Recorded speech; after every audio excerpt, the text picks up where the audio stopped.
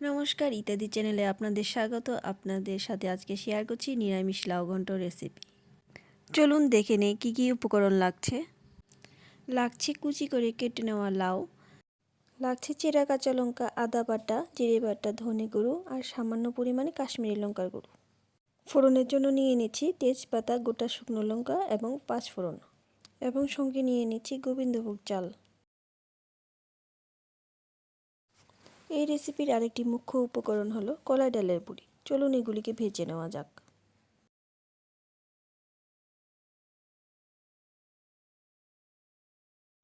বড়িগুলি আমার ভাজা হয়ে গেছে। এখন কড়াইতে সামান্য সর্ষের তেল দিয়ে চালগুলি একটু ভেজে নেব।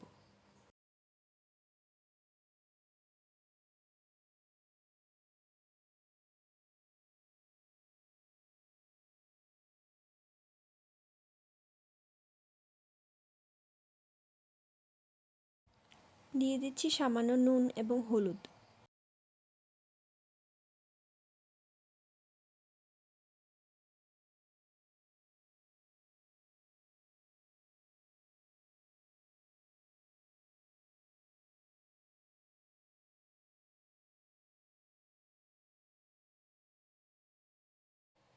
চাল ভাজা হয়ে গেছে।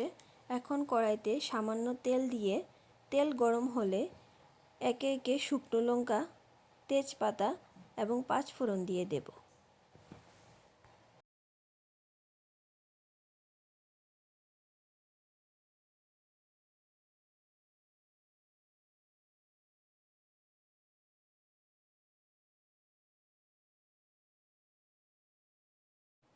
তারপর দিয়ে দেব আদা বাটা, ধনে গুঁড়ো, জিরে গুঁড়ো আর কাশ্মীরি লঙ্কা গুঁড়ো।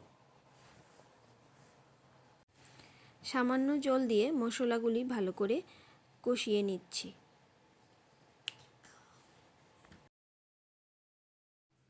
তারপর দিয়ে দেব চেরা কাঁচা লঙ্কা, আর তারপর আরেকটু সামান্য জল দিয়ে দেব। মশলা কষানো হয়ে গেছে। এখন দিয়ে দিচ্ছি কুচি করে কেটে রাখা লাউ।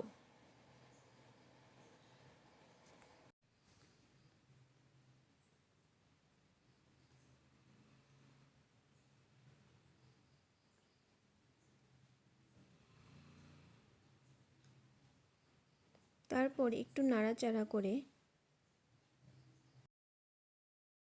সামান্য পরিমাণে হলুদ দিয়ে দেব।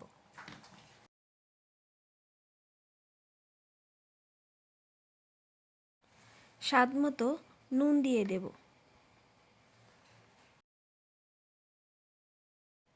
এরপর একটু নাড়াচাড়া করে দিয়ে দিচ্ছি ভেজে রাখা গোবিন্দভোগের চাল।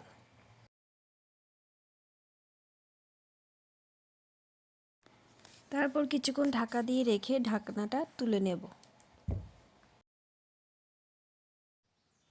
লাউ থেকে খুব একটা জল বের হয়নি, তাই আরেকটু জল দিয়ে দেব।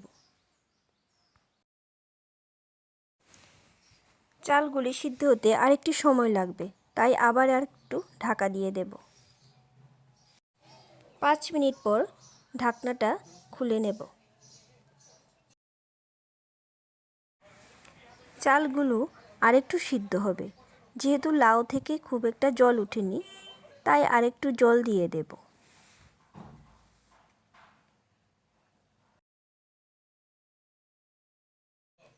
আরও একবার কড়াইতে ঢাকা দিয়ে দেব।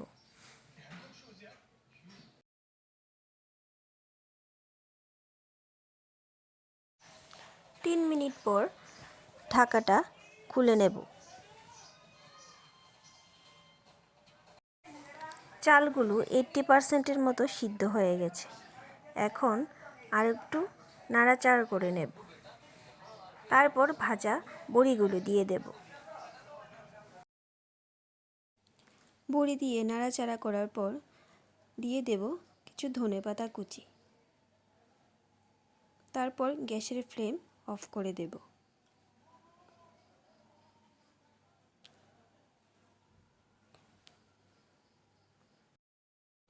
এখন নামিয়ে নিলেই তৈরি আমাদের নিরামিষ লাউ ঘন্ট।